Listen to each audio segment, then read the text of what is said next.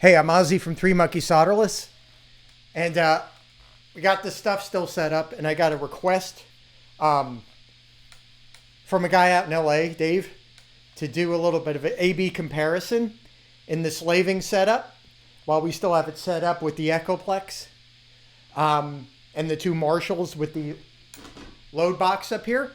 And what I wanted to compare was the difference between going into the front end of the amp, right, like the front inputs, versus going into the line in, which I installed on the 100-watt Marshall, right? So for those that didn't see the first video, there's a video sort of about where to put the Echoplex. Now that I've kind of decided where that goes, we're deciding now what comes right after the Echoplex, right? Are we going into the front end of the Marshall or the line in? So we have our guitar with a Mighty Mite 1800 going into the 1970 50-watt Marshall, into the load box, and then down here into the Echoplex, and then up into the Marshall. I also have added for today this Boss GE10. He says we've seen that's figured into some of the pictures. Now, I don't know whether Eddie had the GE10 at the time they were recording the album. It was most likely the 6-band, the blue one. But for right now, we're going to try this and see what use it might have, what comes into play, sort of thing. So let's begin. All right, so this is sort of like the bass sound that we had from the last video, right? So we'll just go over that.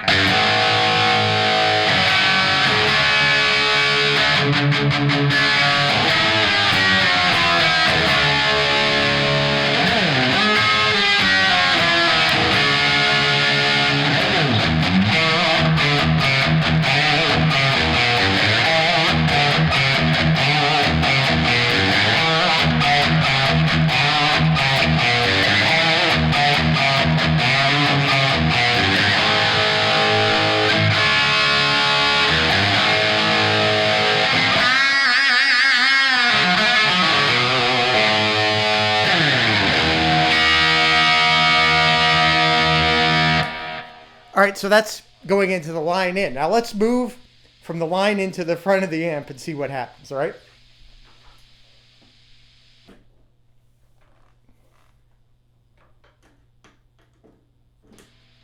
All right, so right now I'm going into the normal channel, right? And we'll sort of see why.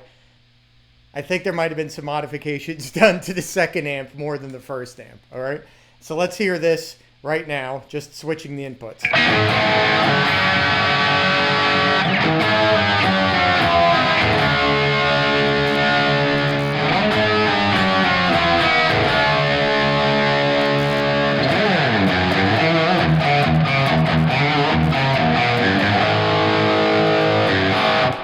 Now you see it's a little bit darker sounding, right?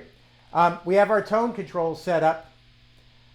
Presence halfway up, bass about halfway up, treble at about 1 o'clock, middle at 1 o'clock, and the volume is pretty low. So we need to get maybe some more clarity back, you think? So maybe that's where the EQs came in, right? Not only to drive, you know, the line going down a stage into multiple amplifiers and things like that, but also maybe to restore some of that sound by providing sort of a lower impedance signal and being able to sculpt a little bit. So let's turn on the GE10 and see what difference that makes.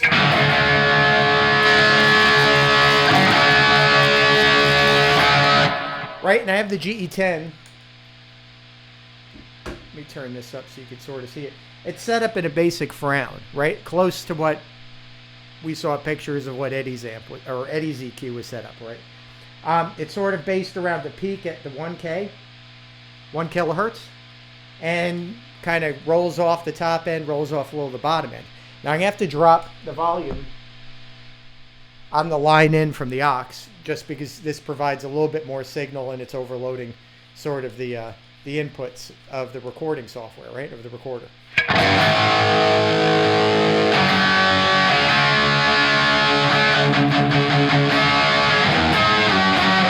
Whoops.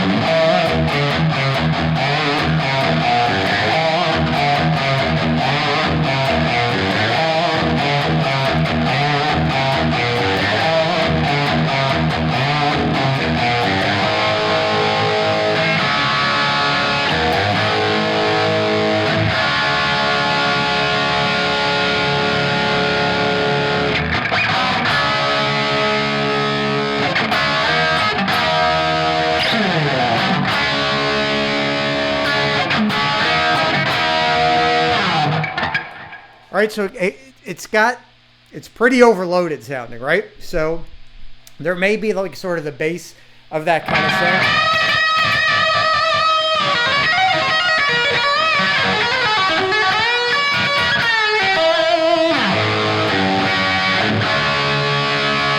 Now let's see what happens if I turn up. You can kind of see that adjusting the volume control, it changes the impedances of the first stage. It acts kind of like a tone control, even though that there's no bright cap on the normal volume. But I'm going to mess around with that, and you're going to hear that there's a huge difference in the EQ of the amp just by moving that very subtly. So I'll just hold down a chord here, and I'll move that a little bit. That was just a smidge.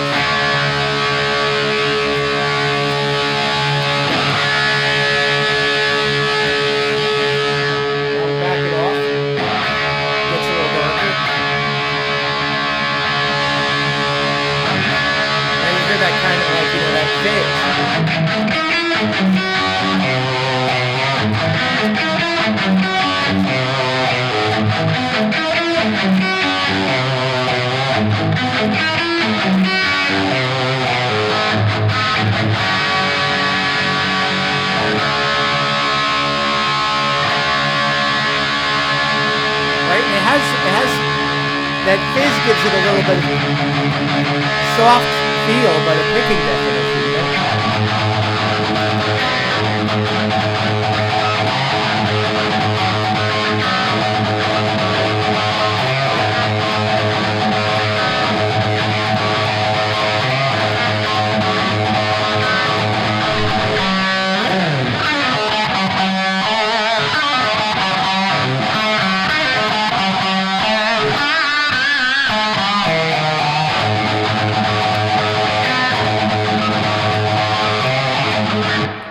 Yeah, so that may be, a very carefully set up system, right? You can't just go willy-nilly and plug it all together and crank everything to 10 and expect that it's going to sound good when you're running this way. It's the slightest movements on the tone controls and volume controls change everything, right? So I guess that's good for a comparison, and you guys can kind of decide which way you think works better.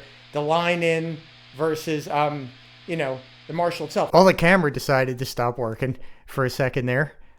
So continue here. Well, anyway, you could decide which way you think it works better, going into the line in or going into the front of the amplifier. Both can work. I think it depends upon, your ear and your setup and how you're going to set the whole thing up. I think the line in is easier to manage. And there is a possibility that, Eddie's amps were modified more so in the ones that were used for the power amps than the one that was like the brain head, right?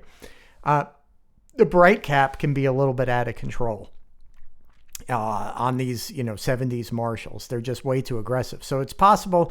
I mean, I've seen some amplifiers for some big headline kind of guys that have had some unusual modifications on, the amplifiers that they take out with them, that the front end is actually connected. These front inputs are actually connected a little further down the line. I've seen ones that have RCA jacks on the back to get in there. I've seen all kinds of crazy stuff that, these pros put so that they can, get the sounds that they're looking for. So it is possible that second amp was used, a little bit differently. So maybe it bypassed the very first stage and went into the tone stack only. Maybe it went all the way to the power amp. I mean, these are all interesting questions. It brings into, into play a lot of different possibilities. So we're going to continue looking down that road and see which kind of stuff works. So I think that's good for now. And thanks again for watching, and we'll see you real soon.